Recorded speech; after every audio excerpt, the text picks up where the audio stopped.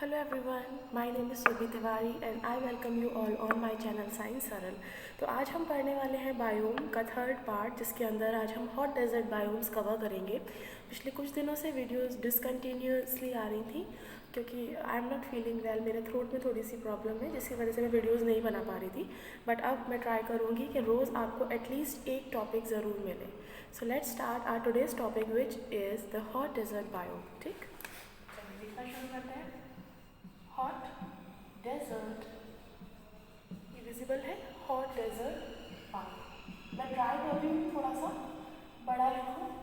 ठीक, तो hot desert biome, आप सुनने पर ध्यान दीजिएगा कि मैं क्या बोल रही हूँ। ठीक, तो सबसे पहले अगेन हम एक ग्लोब बनाएंगे यहाँ पर छोटा सा। ठीक, क्योंकि हम लोगों को लोकेट करना है। अगर आप लोकेट करते हुए बायोम्स को पढ़ेंगे तो आपको चीज़ें ज़्यादा अच्छे से याद होंगी, आप टॉपिक के साथ उतना ज़्यादा कनेक्ट कर पाएंगे। वैसे भी मैं आपको कंटेंट ज़्यादा नहीं लिखवाती हूँ, बट मेरा फोकस ये रहता है कि आपके कंसेप्ट बने। ठीक, उसके बाद तो कंटेंट इतना सारा है कि आप कहीं से भी पढ़ सकते हैं, सब जगह बहुत अच्छा दे रखा है। बात है यहाँ पर कंसेप्ट मेकिंग की। ठीक, तो ये रहा इक्वेटर, दो हेमिस्फेयर्स में हमने बांट दिया। पहले भी मैं ये डायग्राम बनवा चुकी हूँ।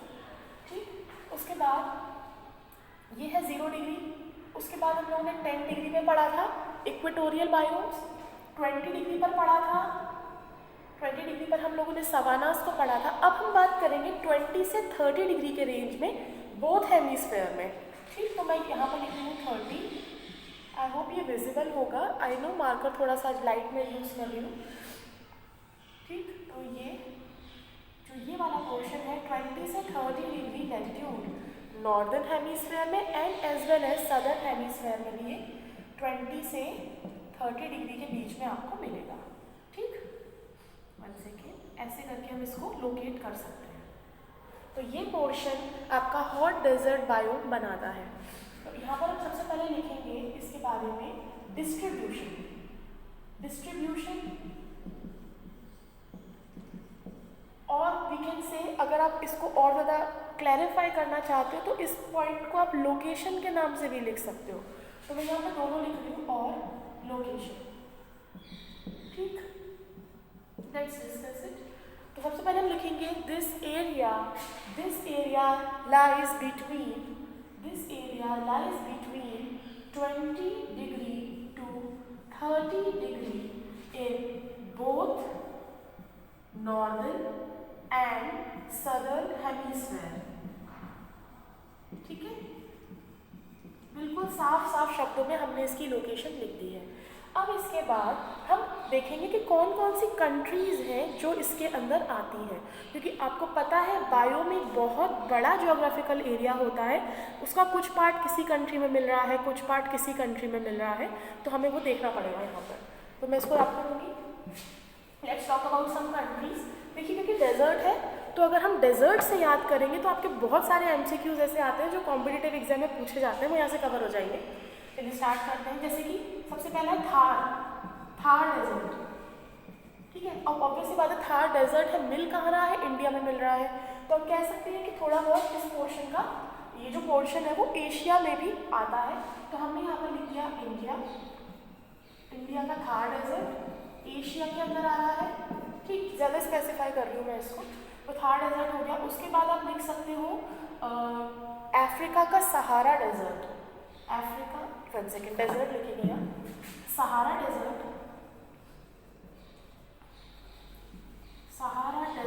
कहाँ पर है, अफ्रीका में। तो अफ्रीकन कॉन्टिनेंट में के भी कुछ पार्ट में ये बायोम प्रेजेंट है। उसके अलावा यहाँ लिख सकते हो आटाकामा डेजर्ट। आटाकामा आपको मिलेगा साउथ अमेरिका में, तो यहाँ पर हम लिख रहे हैं साउथ अमेरिका। ठीक, इसके अलावा आप और भी लिख सकते हैं, जैसे कि ग्रेट ऑस्ट्रेलियन डेजर्ट।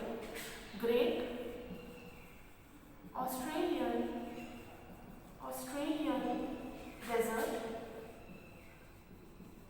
नाम से ही पता चल रहा है ऑस्ट्रेलिया में मिलेगा। कहाँ मिलेगा, ऑस्ट्रेलिया में मिलेगा। तो इस बायोम का कुछ पार्ट जो है वो ऑस्ट्रेलिया कॉन्टिनेंट में भी मिलता है। एंड ऑस्ट्रेलिया सभी 7 कॉन्टिनेंट में से सबसे स्मॉलेस्ट कॉन्टिनेंट है। ठीक, तो हमने थोड़ा सा यहाँ पे स्पेसिफिकेशन दे दिया, इस पर कंट्रीज़ भी कवर कर ली, कुछ बहुत ही कॉमन डेजर्ट्स के हमने नाम भी कवर कर लिए। ठीक, तो चलिए अब हम इसके क्लाइमेट के बारे में बात करेंगे। जो क्लाइमेट हम अपने इंडिया में थार में देखते हैं, ठीक है, वही क्लाइमेट इसको डिस्क्राइब करने के लिए काफ़ी रहेगा। देखिए बहुत अच्छी चीज़ है, वी आर वेरी लकी और वी आर वेरी फॉर्चुनेट कि हम लोग इंडिया में रहते हैं, क्योंकि यही इकलौती ऐसी कंट्री है जहाँ पर आपको it's a mini world tour itself. आपको डेजर्ट भी मिल जाएगा, माउंटेन्स मिल जाएंगे, रिवर मिल जाएंगे, ओशियन मिल जाएंगे, इंडिया के पास सब कुछ है। और दैट इज़ वाई यहाँ पर बायोडाइवर्सिटी के 4 हॉट स्पॉट्स भी प्रेजेंट हैं। आई होप जो मैंने आपको हॉटस्पॉट पढ़ाया होगा तो उसमें मैंने ज़रूर मेंशन किया होगा ये चीज़ कि इंडिया के अंदर 4 बायोडाइवर्सिटी हॉट स्पॉट्स भी हैं। किसी कंट्री में एक भी नहीं होता और इंडिया के पास 4 हैं। क्यों? क्योंकि उसकी पोजीशन, इंडिया की टोपोग्राफी ऐसी है जहाँ पर हर तरीके का क्लाइमेट आपको मिल जाएगा। So we are very rich.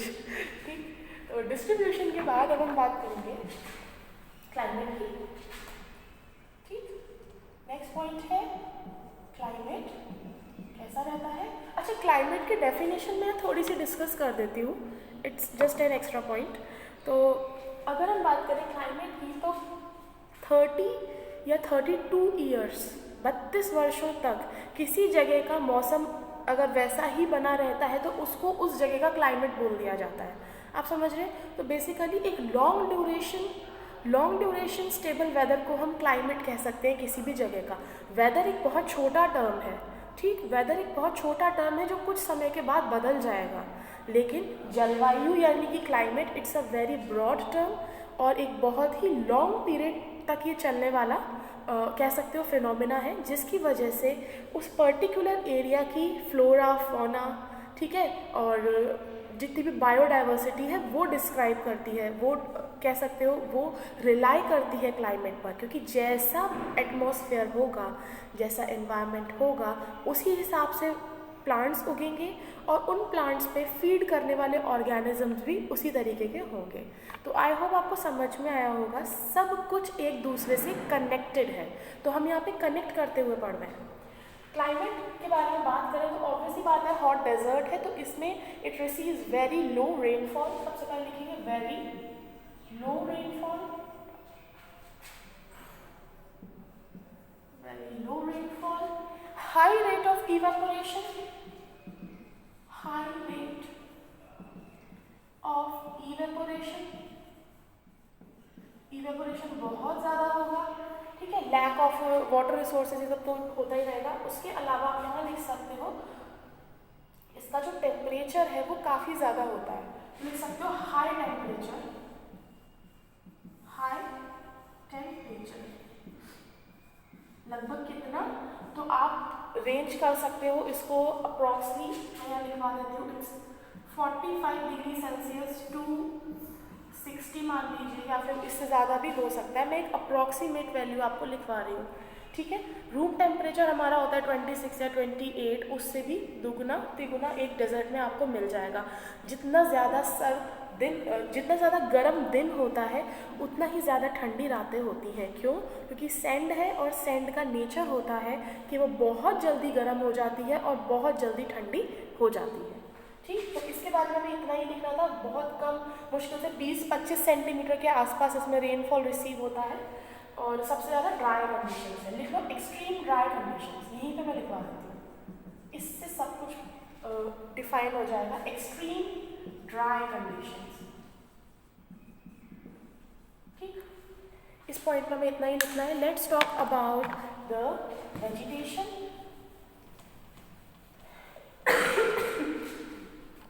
यहाँ का वेजिटेशन भी कुछ खास ज़्यादा नहीं है, क्योंकि ऑब्वियसली बात है पानी नहीं मिल रहा तो प्लांट्स कहाँ से उगेंगे। ठीक, तो यहाँ लिख लीजिए पहले नेचुरल वेजिटेशन, नेचुरल वेजिटेशन, आई होप ये दिख रहा होगा, ठीक है। नेचुरल वेजिटेशन के अंदर सबसे पहले आप लिखेंगे यहाँ पर क्या मिलेंगे। ट्रीज तो बहुत ही कम होंगे, बट आप लिख सकते हो बशी थोर्नी शख्स, ऐसे लिख लीजिए। थोर्नी यानी कि कांटेदार, बशी शख्स, ठीक। तो यहाँ पर जो मिलने वाले हैं बहुत ज़्यादा कटीली झाड़ियाँ आपको मिलने वाली हैं, जिसके अंदर बहुत तरह तरह के कांटे होंगे और ज़्यादा यूटिलिटी उनकी नहीं होती, बट कुछ ऑर्गेनिजम्स ऐसे हैं जो इन पर भी फीड कर लेते हैं। ठीक, अब इसमें हम कुछ जीरोफिटिक प्लांट्स के बारे में बात करेंगे क्योंकि यही इनका हैबिटेट है। जीरोफिटिक प्लांट्स यहाँ पे भर भर के आपको मिलेंगे। जीरोफिटिक प्लांट्स वो प्लांट्स हैं जिन्होंने खुद को एडप्ट कर लिया है एक्सट्रीम हॉट क्लाइमेटिक कंडीशंस के अकॉर्डिंग। ठीक, तो जीरोफाइट्स का मतलब होता है ऐसे प्लांट जो कि डेजर्ट में उगते हैं। फॉर एग्जाम्पल कैक्टस, ठीक है, कैक्टस हो गया। उसके अलावा खेर, ये वहाँ का कॉमन कॉमन पेड़ है, वहाँ पर काफ़ी जगह मिलता है। खेजड़ी भी बोलते हैं इसको। तो काफ़ी सारे इंडिया में तो आपको बहुत मिल जाएंगे। उसके बाद अपुंशिया हो गया, ठीक है, अपुंशिया कैक्टस का एक टाइप है, बट मैं लिखवा देती हूँ। अपुंशिया हो गया, ये सारे कुछ प्लांट्स हैं। अब इससे ज़्यादा इम्पॉर्टेंट है कि इनमें क्या क्या एडप्टेशंस आए हैं डेजर्ट एरिया के अकॉर्डिंग, कि कैसे सर्वाइव कर पा रहे हैं वहाँ पर। तो एडप्टेशंस की बात करें तो सबसे important very dense root system. So they have a very dense root system. Yes, मैं इधर लिख सकती हूँ, ठीक है, dense root system। बहुत ज़्यादा घनी इनकी जड़ें होती हैं, बहुत नीचे तक चली जाती है पानी ढूंढने के लिए। उसके अलावा आपको मिलेंगी इसमें फ्लैशी लीव्स होंगी, ठीक। और लीव्स कैसे, और मोस्टली क्या होता है, सॉरी फ्लैशी स्टेम लिखिए आप, वो ज़्यादा बेटर रहेगा। फ्लैशी स्टेम होगा, सॉरी फ्लैशी स्टेम होगा। और कैसी होगी, थोर्नी लीव्स, या leaves convert into thorns, leaves converted into thorns, ठीक है। स्पाइन्स या थोर्न्स में लीव कन्वर्ट हो जाती है, क्यों? To reduce the rate of transpiration, to reduce the rate of transpiration, ठीक है। तो ये लोग मोस्टली क्या करते हैं, रात को अपने स्टोमेटाज ओपन करते हैं जिससे ट्रांसपिरेशन कम हो। गर्मी में अगर स्टोमेटाज ओपन ज़्यादा होंगे प्लांट के, तो वाटर जो है उनकी बॉडी से वो ज़्यादा इवेपोरेट होगा। इसी वजह से प्लांट्स ने ये खुद को एडप्ट कर रखा है कि इनके जो स्टोमेटाज होते हैं बहुत ही कम होते हैं एक तो सरफेस पर, और उसके अलावा ये रात को ओपन होते हैं और ट्रांसपिरेशन की प्रोसेस इसमें होती है, ठीक, but at a very low level. तो ये कुछ कॉमन एडप्टेशंस थे डेजर्ट्स प्लांट्स के। अब हम बात करेंगे यहाँ पर इधर का फौना कैसा होगा। फौना या फिर आप कह सकते हो वाइल्ड लाइफ। तो वाइल्ड लाइफ के बारे में बात कर लेते हैं। देखिए वाइल्ड लाइफ,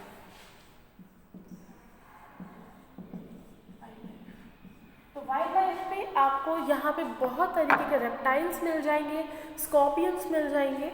लिखना शुरू करते हैं। स्कॉर्पियंस बहुत ज़्यादा कहा जाता है, बहुत जहरीले होते हैं यहाँ के स्कॉर्पियंस। उसके बाद आपको कई तरीके के रेप्टाइल्स जैसे कि लिजर्ड्स या मॉनिटर लिजर्ड्स, ऐसे लिख लीजिए, मॉनिटर लिजर्ड्स। कुछ स्नेक्स जो कि एडप्टेड है डेजर्ट को लेकर। उसके अलावा आपको यहाँ पर मिल जाएंगे रैबिट्स जो कि बरो बनाकर रहते हैं। जितने भी बरोइंग एनिमल्स हैं जो बिल के अंदर रहना पसंद करते हैं वो यहाँ मिल जाएंगे। डेजर्ट रैट बहुत अच्छा एग्जाम्पल है, डेजर्ट रैट। अब मैं लिखवाऊंगी कैमल, ठीक है, कैमल को नहीं भूलेंगे यहाँ पर हम, कैमल मिलता है। उसके अलावा आपको यहाँ पे फॉक्स मिल जाएंगी, हाइनास मिल जाएंगे, फॉक्स मिल जाएंगी, हाइनास मिल जाएंगे, एंटीलोप्स मिल जाएंगे, ठीक है। तो ये कुछ एनिमल्स हैं जिन्होंने खुद को एडप्ट कर रखा है डेजर्ट के क्लाइमेट के अकॉर्डिंग। आई होप ये in short video desert biome का आपको समझ में आया होगा और एटलीस्ट आपके दिमाग में एक इमेज या कंसेप्ट ज़रूर फॉर्म हुआ होगा। तो बने रहिए साइंस सरल के साथ। मैं नेक्स्ट बायोम का वीडियो भी जल्दी अपलोड करूँगी। जल्दी से हम इन 7 को कवर कर लेंगे और उसके बाद कुछ और टॉपिक्स भी हम एनवायरनमेंट पे ज़रूर पढ़ेंगे। सो thank you for watching this video और बने रहिए साइंस सरल के साथ। कोई भी डाउट होता है कमेंट सेक्शन यूज़ कीजिए, मैं पूरी कोशिश करूँगी कि हम और ज़्यादा इम्प्रूव कर पाएँ, ठीक है। So thank you so much, bye bye, take care.